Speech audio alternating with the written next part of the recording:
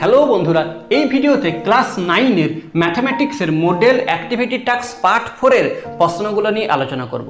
এই পার্ট 4টা রিসেন্ট অর্থাৎ এই মাস জুলাই মাসে দেওয়া হয়েছে। অনেকের স্কুলে দেওয়া হয়ে গেছে, অনেকের স্কুলে এখনো দেওয়া হয়নি, 1-2 দিনের মধ্যে দেওয়া হবে। আবার অনেকে বাংলার শিক্ষার পোর্টাল ওয়েবসাইট থেকে ডাউনলোড করে নিয়েছো। এই সমস্ত প্রশ্নের উত্তরগুলোকে পারফেক্টভাবে ডিটেলসে এবং সুন্দরভাবে লিখে পর তোমাদেরকে তোমাদের স্কুলে একটা নির্ধারিত সময়ে কিন্তু জমা দিতে হবে। কারণ যদি ফাইনাল পরীক্ষা না হয় তাহলে এই অ্যাক্টিভিটি টাস্কের প্রশ্নগুলোর উত্তর তোমরা কীভাবে লিখেছ তার উপর মূল্যায়ন করেই কিন্তু ফাইনাল পরীক্ষায় কিন্তু নাম্বারটা দেওয়া হবে। তাই তোমাদেরকে ডিটেলসে পারফেক্টভাবে এবং সুন্দরভাবে লিখতে হবে। তাহলে এই প্রশ্নগুলোর উত্তর কীভাবে ডিটেলসে এবং সুন্দরভাবে লিখতে হয় সেটাই কিন্তু আমি আমার এই ভিডিওতে জানিয়েছি। আমি আমার এই চ্যানেলে শুধুমাত্র সায়েন্সের অ্যাক্টিভিটি টাস্কের প্রশ্নগুলো নিয়ে আলোচনা করেছি। তোমরা আমার এই চ্যানেলটাকে একবার ভিজিট করে দেখো।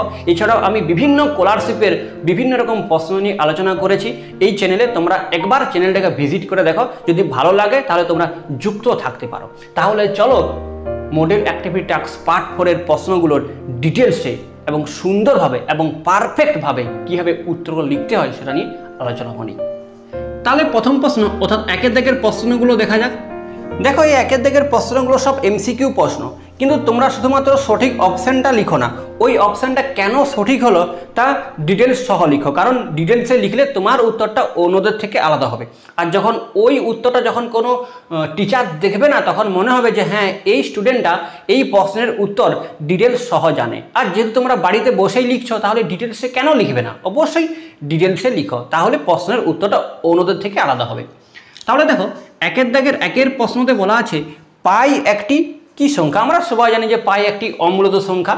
পায়ের মান 3.141599 এরম করে চলতেই থাকে। আবার অনেকে বলে পায়ের মান 22/7। না, পায়ের মান 22/7 নয়, পায়ের মান 22/7 ধরে নিলে অঙ্কের ক্যালকুলেশনটা অনেক সহজ হয় বলেই আমরা পায়ের মান 22/7 ধরে নিই। কিন্তু পায়ের মান কোনোদিনই 22/7 নয়। তাহলে পাই একটি অমূলত সংখ্যা। কিন্তু এখানে সি এবং ডি অপশনের দিকে তাকিয়ে দেখো, এখানে বলা আছে বীজীয় অমূলত সংখ্যা এবং তুরীয় অমূলত সংখ্যা। তাহলে দু ধরনের অমূলত সংখ্যা পেয়ে গেলাম। তাহলে প্রথমত একটা সমীকরণ দেখো, মনে করো লেখা আছে x² - 5 = 0। তাহলে এখান থেকে x কত হবে? তাহলে x মান হবে ±√5। ওকে, তাহলে এই সমীকরণটা রুটস অর্থাৎ বীজ এটা এখন প্লাস মাইনাস হওয়ার দরকার নেই, শুধুমাত্র হবে √5। তাই এই √5 একটা অমূলত সংখ্যা অর্থাৎ ইরেশনাল নাম্বার। তার সাথে সাথে এই √5টা এই সমীকরণের একটা বীজ। তাই এই √5টা হয়ে গেল কি না বীজীয় অমূলত সংখ্যা। কিন্তু পাই সেরকমভাবে এই দুটো সংখ্যা হচ্ছে উলার্স ফাংশন। এইগুলো অমূলত সংখ্যা তো অবশ্যই পড়ে, কিন্তু এগুলো কোনো সমীকরণের বীজ হতে পারে না, রুটস হতে পারে না। তাই পাই এবং এগুলো সব অবীজীয় অমূলত সংখ্যা। আর অবীজীয় অমূলত সংখ্যাকে বলা হচ্ছে তুরীয় অমূলত সংখ্যা। তাই পাই কি তুরীয় অমূলত সংখ্যা। তাহলে এর উত্তরটা কি হবে তোমরা ডিটেলসে লিখবে দেখো। তাহলে তোমরা কি লিখবে? তোমরা লিখবে পাই একটি অমূলত সংখ্যা, আবার পাই কোনো সমীকরণের বীজ নয়, তাই পাই একটি অবীজীয় অমূলত সংখ্যা, যাকে আমরা তুরীয় অমূলত সংখ্যা বলে থাকি। অতএব ডি এর অপশনটা সঠিক। তোমরা এর একটা স্ক্রিনশট নিয়ে নাও। ওকে, পরের প্রশ্নের দিকে আগানো যাক। পরেরটা দেখা যাক, অর্থাৎ একের দাগের 2-এর প্রশ্ন। একের দাগের 2-এর প্রশ্নে বলা আছে 0 এর n-তম মূল, অর্থাৎ এরকম n√0। আর 0-র যতবারে বর্গমূল করো না কেন ওটা তো 0ই হয়। তাই এটা খুব সহজ। তো অতএব কোন অপশানটা সঠিক? বি এর অপশানটা সঠিক। অতএব বি সঠিক উত্তর, সঠিক উত্তর। ওকে, এরপরে 3-এরটা। তো 3-এরটা করা যাক। 3-এরটা এখানে লিখি। 3-এরটা বলা আছে যে y + 7 = 0 সমীকরণটির লেখচিত্র। তাহলে এখানে কি বলা আছে y + 7 = 0। তাহলে এটাকে এরকম করে লেখা যায়, বা y = -7। আর -7 তো কনস্ট্যান্ট টার্ম। তাহলে আমরা সবাই এটা তো জানি। তো তাহলে কি জানি? আমরা জানি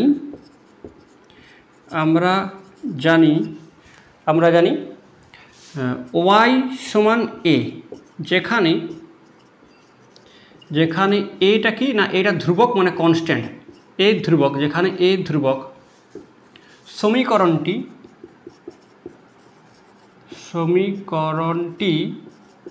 সর্বদা যদি এখানে ওয়াই থাকে শুধু ওয়াই, তার মানে সেটা এক্স অক্ষের সমান্তরাল। যদি এখানে শুধু এক্স থাকে তাহলে সেটা ওয়াই অক্ষের সমান্তরাল হয়ে যায়। তাহলে আমরা জানি ওয়াই সমান এ, যেখানে এ ধ্রুবক, সমীকরণটি এক্স অক্ষের সমান্তরাল নিচে। অতএব এই যে -7 তো ধ্রুবক, তো অতএব এই ওয়াই সমান -7 বা ওয়াই প্লাস 7 সমান 0, এটা এক্স অক্ষের সমান্তরাল। অতএব ওয়াই প্লাস 7 সমান 0 সমীকরণটি এক্স অক্ষের সমান্তরাল। ওকে, তোমরা চাইলে এই ছবিটা আঁকতে পারো, ছবিটা আঁকলে আরও ভালো হয়। তার আগে আমি লিখে দিই কোন অপশানটা সঠিক হচ্ছে। তাহলে এক্ষেত্রে এক্স অক্ষের সমান্তরাল মানে বি এর অপশানটা সঠিক, অতএব বি সঠিক উত্তর। এরকম করে লিখতে হবে, তাহলে ডিটেলস সহ খুব সুন্দরভাবে লেখা হবে। এরপর তোমরা চাইলে এখানে ছবিটা আঁকবে, আমি এঁকে দিচ্ছি, এই উপরটা মুছে দিই। ওকে, এখানটা মুছে নিই। তোমরা কিন্তু ছবিটা ঠিক নিচটা আঁকবে, নিচে তো ফ্রেমের বাইরে বেরিয়ে যাবে, তাই আমি উপরে আঁকছি। তাহলে তোমরা সেরকমভাবে ছবিটা এঁকে নেবে। সেই তোমাদের গ্রাফে যেমন, শুধুমাত্র তোমরা গ্রাফ করার দরকার নেই, শুধুমাত্র এখানে স্কেল এবং পেন্সিল ইউজ করবে। ওকে, তাহলে এখানে এক্স ও এক্স ড্যাশ এবং ওয়াই ও ওয়াই ড্যাশ টেনে নিই। তাহলে এক্স ও এরকম করে চিহ্ন দেবে, এক্স ও এক্স ড্যাশ সুন্দর করে করতে হবে, আর ওয়াই ও ওয়াই ড্যাশ, কারণ খাতাটাকে সবাইকার থেকে আলাদা করতে হবে। ওকে, এরপর এখানে -7, তাহলে ওয়াইয়ের দিকে -7, মনে করো এই পয়েন্টটা। ওকে, তাহলে এই পয়েন্টটা 0, -7। ওকে, এবার এখান থেকে একটা সরেখা টেনে দাও এরকম করে, তাহলে এটাই হয়ে যাবে এক্স অক্ষের সমান্তরাল। তাহলে এটা কত না, এটা এক্স বলছি, এটা হলো ওয়াই প্লাস 7 সমান 0, এই সরেখাটা।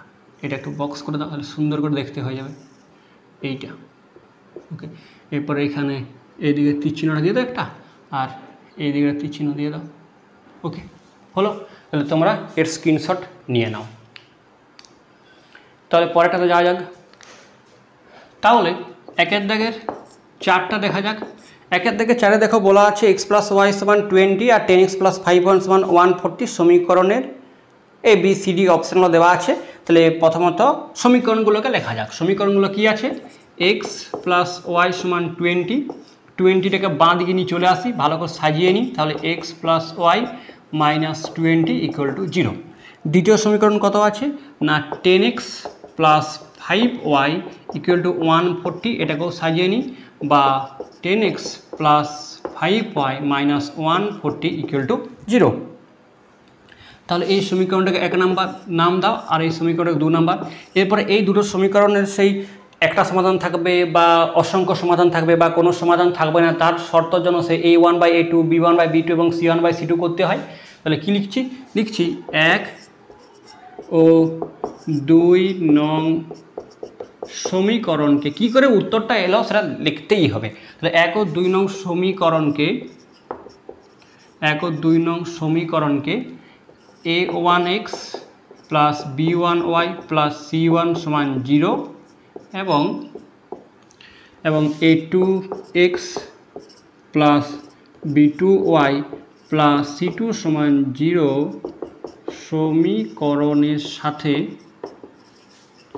সমীকরণের সাথে তুলনা করে পাই। তো যদি আমরা তুলনা করি তাহলে কি পাওয়া যাচ্ছে দেখি। তো তুলনা করলে পাওয়া যাচ্ছে, তাহলে প্রথম সমীকরণকে এটার সাথে, দ্বিতীয় সমীকরণকে এটার সাথে। তাহলে a1 কত না, a1 1, b1টা কত, b1 1, আর c1টা কত না, c1টা -20। সেরকমভাবে a2 কত, a2টা পাওয়া যাচ্ছে এখান থেকে 10, b2টা কত, b2টা পাওয়া যাচ্ছে 5, এবং c2 কত, এবং c2 পাওয়া যাচ্ছে কত না -140। এরপর কি করতে হবে, এবার করতে হবে সে a1/a2। তাহলে a1/a2 কত, 1/10। ওকে, b1/b2 কত, 1/5। আবার c1/c2 কত, c1/c2 -20 -140। মাইনাস কেটে দাও, 0 0 কেটে দাও, 2 1 2, 2 7 14। তাহলে এখানে পাওয়া গেল 1/7। তাহলে প্রথমে দেখো a1/a2 ≠ b1/b2 হয়ে যাচ্ছে। তাহলে এখানে কী লিখব, a1/a2 not equal to B1/B2, তখন এই C1/C2 দেখার কোনো প্রয়োজন নেই। আর যদি A1/A2 not equal to B1/B2 হয়, তাহলে উপরের সমীকরণের একটি মাত্র সমাধান থাকবে। তাহলে একটি মাত্র সমাধান কোন অপশানটা দেখো, তাহলে লেখা আছে একটি মাত্র নির্দিষ্ট সমাধান থাকবে। তাহলে অতএব লিখে দেবো, অতএব লিখব, অতএব উপরের সমীকরণ দুটির একটি মাত্র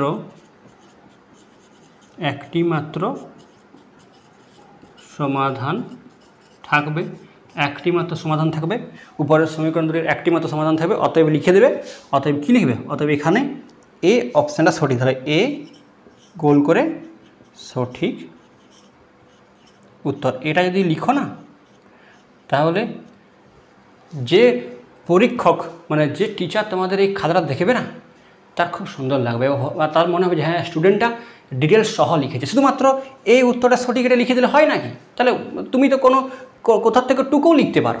তাহলে কীভাবে করেছো সেটা অবশ্যই দেখানোর প্রয়োজন আছে।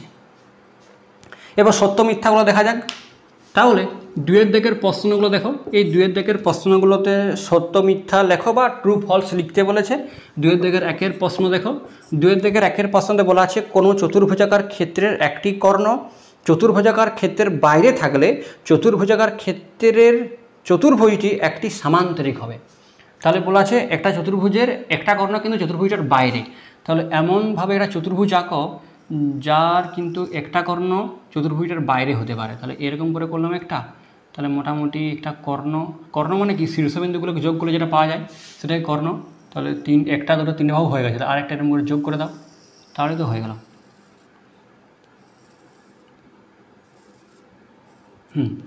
মনে করো নাম দিলাম এটা এ, এটা নাম দিলাম বি, এটা সি এবং এটা ডি। ওকে, এটা ডিটা ভিতর দিকে দিই, এটা ডি। তাহলে এক্ষেত্রে চতুর্ভুজের কটা কর্ণ থাকে? দুটো কর্ণ থাকে। তাহলে বিপরীত শীর্ষবিন্দুগুলোকে যোগ করলে পাওয়া যায়। তাহলে বিপরীত শীর্ষবিন্দু যোগ করে যেটা পাওয়া যায়, তাহলে বিপরীত শীর্ষবিন্দু কী? তাহলে এর সঙ্গে সি একটা বিপরীত শীর্ষবিন্দু, এর সাথে সি একটা বিপরীত শীর্ষবিন্দু, এটা একটা কর্ণ। এ বিপরীত শীর্ষবিন্দু কোনটা হয়? যদি একটা চতুর্ভুজ আঁকছে এরকম করে, চতুর্ভুজ যদি আমি নাম দিতাম এরকম করে, ভালো কথা কি দেখো এখানে এ বি, তাহলে এরকম করে এ, এটা বি, এটা সি ডি। তাহলে বিপরীত শীর্ষবিন্দুকে এ এর সাথে সি বিপরীত শীর্ষবিন্দু এবং ডি এর সাথে বি বিপরীত শীর্ষবিন্দু, আর বিপরীত শীর্ষবিন্দুগুলোকে যোগ করলেই তো কর্ণ পাওয়া যায়। তাহলে এই দুটো কর্ণ হয়ে গেল। তাহলে এক্ষেত্রে এই কর্ণটা ভিতরে এবং এসি কর্ণটা বাইরে। তাহলে এসি কর্ণটা যদি বাইরে হয়, তাহলে এটা কি কোনোদিন সামান্তরিক হতে পারে? তাহলে একটা কর্ণ যদি বাইরে হয় সেটা জীবনে কোনোদিন সামান্তরিক হওয়া সম্ভবই নয়। তাই ছবিটা একে কী লিখবে যে একটি কর্ণ লিখতে হবে একটি কর্ণ চতুর্ভুজের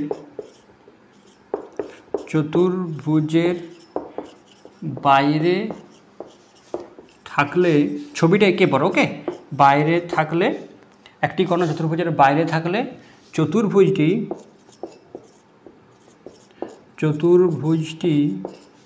কখনো সামান্তরিক হতে পারে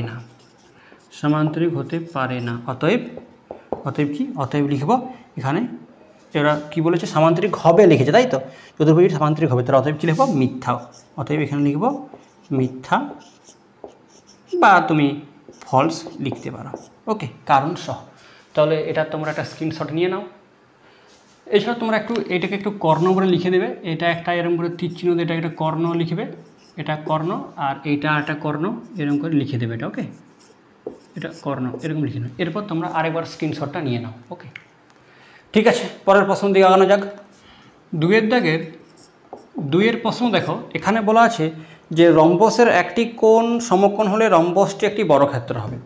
রম্বসের একটা কোণ সমকোণ, হ্যাঁ, তো বর্গক্ষেত্র তো হবেই। আমরা সবাই জানি তো যে রম্বসের প্রতির বাহু সমান, কিন্তু একটি কোণও সমকোণ নয়। কিন্তু যদি একটা কোণ সমকোণ হয়ে যায়, অটোমেটিক সেটা কী হয়ে যাবে? বর্গক্ষেত্র হবে। তাহলে কী লিখব? এখানে লিখব আমরা জানি, আমরা সবাই জানি। ওকে, না জানলেও লিখতে হবে। আমরা জানি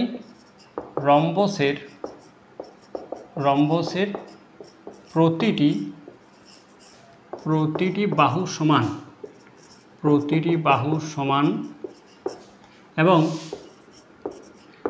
একটি কোণ সমকোণ নয়, সমকোণ নয়, কিন্তু যদি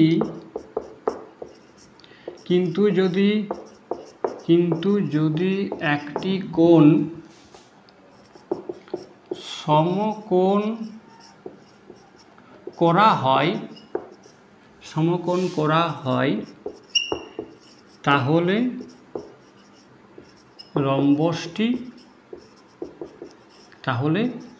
রম্বসটি বর্গক্ষেত্র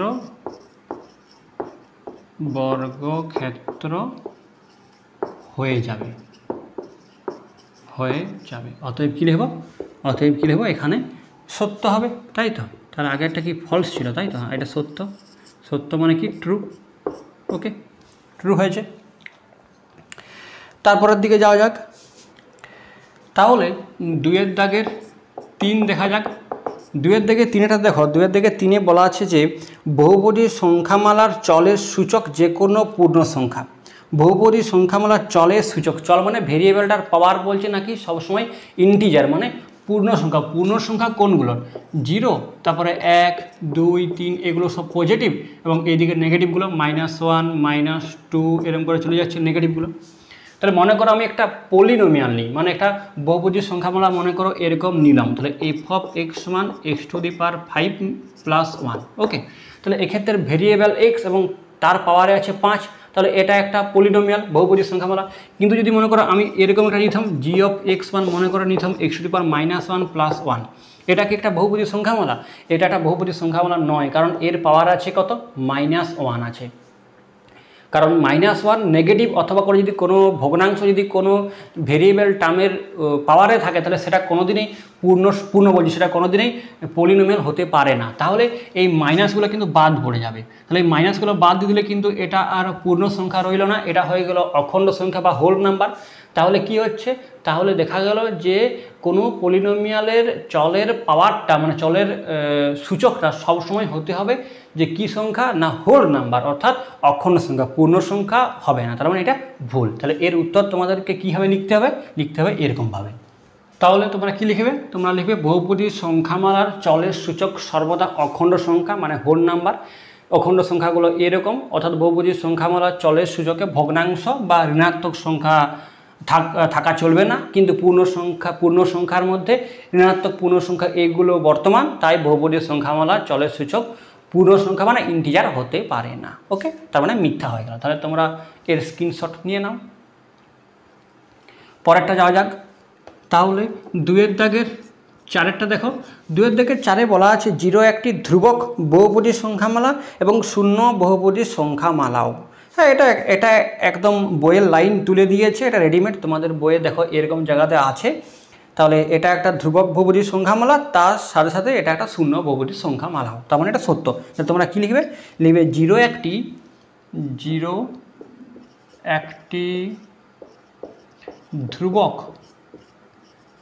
একটি ধ্রুবক বহুপদী সংখ্যামালা,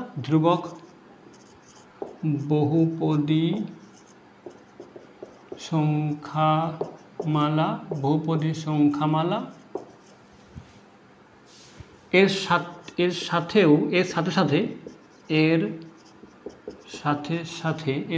সাথে এটি শূন্য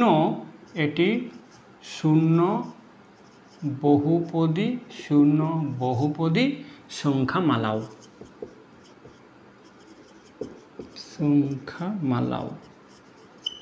অতএব এখানে হয়ে গেল সত্য ব্র্যাকেটে 2T। ওকে, তাহলে সত্য মিথ্যাগুলো আশা করি হয়ে গেল। এরপরে যাওয়া যাক 3-এর দাগের প্রশ্নগুলোতে। 3-এর দাগের প্রশ্নগুলো দেখো। এই 3-এর দাগের 1-এর প্রশ্ন দেখো। 3-এর দাগের 1-এর প্রশ্নতে বলা আছে যে g(x) = 2x - 16 বহুপদী সংখ্যামালাটির সমীকরণ লিখো এবং বহুপদী সংখ্যামালাটির শূন্য নির্ণয় করো। তাহলে বহুপদী সংখ্যামালার সমীকরণ কি লেখা আছে? g(x) লেখা আছে 2x মাইনাস 16। তাহলে এখানে লিখব বহুপদী সংখ্যামালাটির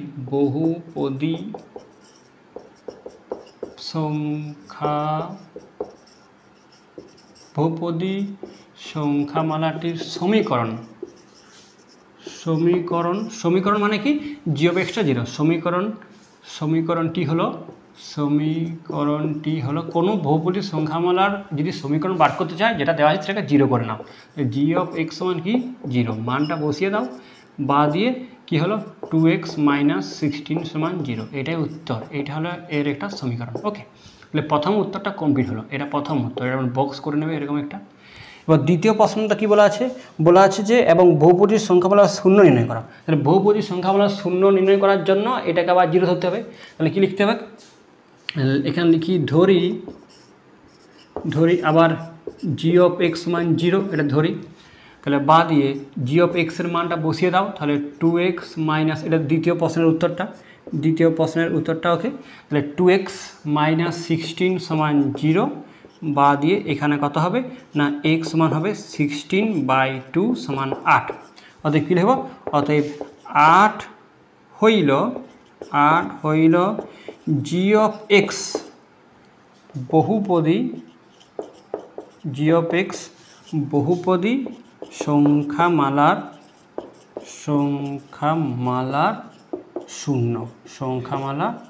শূন্য। তাহলে 8 হইল g of x বহুপদী সংখ্যামালার শূন্য।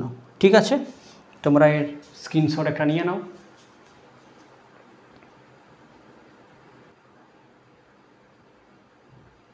পরেরটাতে যাওয়া যাক। 3 দাগের 2 প্রশ্ন দেখো। 3 দাগের 2 প্রশ্নতে বলা আছে 8x³ প্লাস 8x মাইনাস 5 বহুপদী সংখ্যামালার একটি উৎপাদক নির্ণয় করো।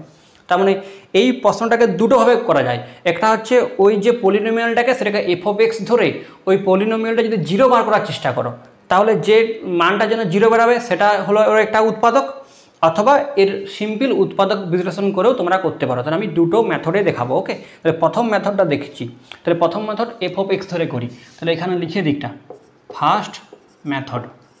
তোমরা দুটো মেথডেই করবে। তাহলে দুটো মেথড করলে খাতাটা যখন পরীক্ষক দেখবে তখন দেখবে তার আরও ভালো লাগবে। তাহলে দুটো মেথডেই করা যায়। তাহলে এই ক্ষেত্রে এটা ধরে নিই। তাহলে এখানে ধরি f of x সমান যে পলিনোমিয়ালটা বলা আছে 8x³ প্লাস 8x মাইনাস 5। ওকে, তাহলে এটার কোন জন্য 0 হচ্ছে, মানে এক্সের জায়গায় কী বসালে এটা 0 হয়ে যাবে। দেখো f of যদি আমি 1/2 বার করি, তাহলে f of যদি 1/2 বার করি কত হচ্ছে দেখো না। তাহলে 8 × 1/2 তার whole to the power 3 plus 8 × 1/2 minus 5। তাহলে কত হচ্ছে 8 গুণিত 1/8 প্লাস 2 4 8 কেটে দাও, তাহলে 4 মাইনাস 5। তাহলে এখানে এটা কাটা গেল। তাহলে এখানে হচ্ছে যে 1 প্লাস 4 মাইনাস 5 সমান হচ্ছে 0। তাহলে কি হচ্ছে x সমান 1/2 এর জন্য কি হচ্ছে, এর জন্য f of x টা 0 হচ্ছে। অর্থাৎ আমি লিখতে পারি যে 2x এখানে 2 গুণ করছে, অর্থাৎ 2x মাইনাস 1 হইল f of x এর একটি উৎপাদক। এটা খুব সহজ, এই নিয়মটা সবচেয়ে সহজ, উৎপাদক। তাহলে অর্থাৎ 2x সাথে x গুণ করে 1 টাকা নিয়ে চলে আসে, তাহলে 2x মাইনাস 1 হইল f of x এর একটি উৎপাদক। আর f of x মানে কোনটা, এটাই। তাহলে এটা তোমরা একটা স্ক্রিনশট নিয়ে নাও। তাহলে এটা একটা পদ্ধতি, আর এরপর এর উৎপাদক বিশ্লেষণ করে এর একটা পদ্ধতি দেখাচ্ছি। ওকে, তাহলে স্ক্রিনশটটা নিয়ে নাও। তাহলে এরপর সেকেন্ড মেথডটা দেখা যাক। তাহলে সেকেন্ড মেথডে অঙ্কটা উৎপাদক বিশ্লেষণ করব 8x³ প্লাস 8x মাইনাস 5। ওকে, তাহলে এর উৎপাদক বিশ্লেষণ করব। তাহলে এর যদি উৎপাদক বিশ্লেষণ করি তাহলে পাওয়া যায় 8x³ প্লাস 8x মাইনাস 5টাকে ভেঙে দাও, -1 -4। ওকে, এবারে -1টা এই প্রথমের সঙ্গে লাগিয়ে দিই। তাহলে 8x³ -1 প্লাস 8x মাইনাস 4। ওকে, তো এটাকে ভাঙলে লেখা যায় মানে এটাকে 2x তার হোল কিউব মানে এই দুটোকে শুধুমাত্র, আর মাইনাস হোল কিউবটা লিখি 1 তার হোল কিউব, ঠিক আছে। আর এখান থেকে 4 কমন নিয়ে নাও, তো 4 কমন নিলে কত হয়, 4 দুগুণে 8 মানে 2x মাইনাস 1। তাহলে এই যে এই দুটোকে, এইটাকে আমরা সূত্র জানি, কার সূত্র জানি, এ কিউ মাইনাস বি কিউ এর সূত্র জানি, সেটা হচ্ছে যে এ minus B into A square plus A B plus B square. তাহলে এই সূত্রটা যদি ভাঙতাম তাহলে কত হতো, 2x minus 1 into 4x square plus 2x plus 1। এই সূত্র যদি ভাঙো এটা হয়, আর ওখানে পড়ে থাকে প্লাস 4 ইন্টু 2x মাইনাস 1, ঠিকঠাক। তাহলে দেখো এখানে, এবার এখানেও 2x মাইনাস 1 আছে, এখানেও 2x মাইনাস 1 আছে, এখানেও 2x মাইনাস 1 আছে, কমন নিয়ে নাও। তাহলে 2x মাইনাস 1 যখন এই কমন নিচ্ছি তাহলে কি পড়ে থাকছে, পড়ে থাকছে এখানে 4x square plus 2x plus 1, আর এখানে প্লাস 4 পড়ে থাকছে। তাহলে একদম শেষে পড়ে থাকছে 2x minus 1 into 4x square plus 2x plus 5। তাহলে দেখো এর একটা উৎপাদক 2x মাইনাস 1 বটে, এর একটা উৎপাদক 2x মাইনাস 1, ওকে।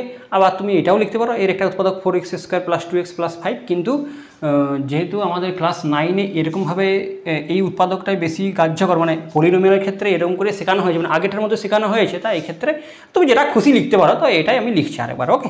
তাহলে কী লিখব, এখানে লিখি অতএব 8x cube plus 8x minus 5, এটা কি বহুপদী সংখ্যামালা, 5 বহুপদী সংখ্যামালার একটি উৎপাদক কত না 2x মাইনাস 1। তুমি এটাও লিখতে পারো, কোনো সমস্যা নেই, ওকে। তাহলে স্ক্রিনশট নিয়ে নাও। তাহলে 3-এর প্রশ্ন দেখো, 3-এর প্রশ্নটাতে বলা আছে -2,2 এবং 4,6 বিন্দু দুটির মধ্যে দূরত্ব, সহজ। তাহলে এখানে -2,2 এবং 4,6 বিন্দু দ্বয়ের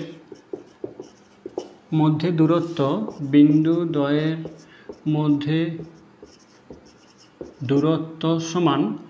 এবার অনেকে এটাকে x1 মাইনাস x2 তার whole square plus y1 minus y2 তার হোল স্কোয়ার করে মনে রাখে, এরকম করে মনে রাখার কোনো নিয়ম নয়, ভুলে যাবে কোনটা x1 কোনটা x2, কী দরকার, মনে রাখবে x এর সাথে x এর বিয়োগ। তাহলে এখানে -2x, x এর সাথে x এর বিয়োগ তার হোল স্কোয়ার যুক্ত y এর সাথে y এর বিয়োগ, y এর বিয়োগ তার হোল স্কোয়ার, x এর সাথে x এর বিয়োগ তার হোল স্কোয়ার, y এর সাথে y এর বিয়োগ, অথবা প্রথমটার সঙ্গে প্রথমটার বিয়োগ তার হোল স্কোয়ার, দ্বিতীয়টার সাথে দ্বিতীয়টার বিয়োগ তার হোল স্কোয়ার, হয়ে গেল তার রুট ওভার।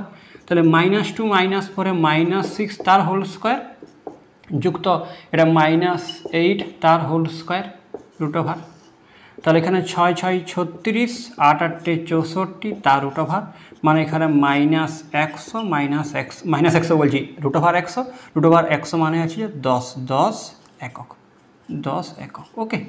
তাহলে এক্ষেত্রে -2 এবং 4,6 বিন্দু দ্বয়ের মধ্যে দূরত্ব 10 একক হয়ে গেল। এটা খুব সহজ ছিল, এটা তোমরা সবাই করতে পারবে জানি, এমনকি সমস্ত প্রশ্নগুলো তোমরা সবাই করতে পারবে, কিন্তু কতটা ডিটেলসে লিখে করতে হয় সেটাই আমি তোমাদেরকে জানালাম, ওকে।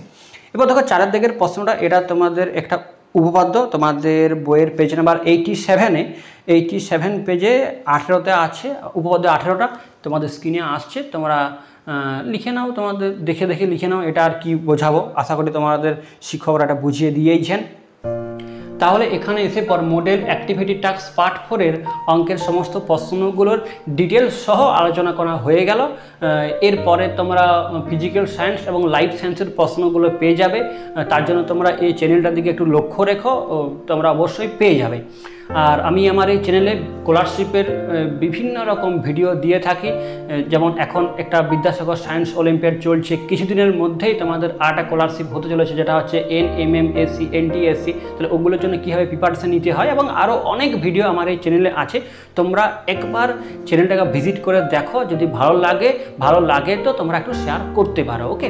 তাহলে শেষ করছি, ভালো থেকো, থ্যাংক ইউ।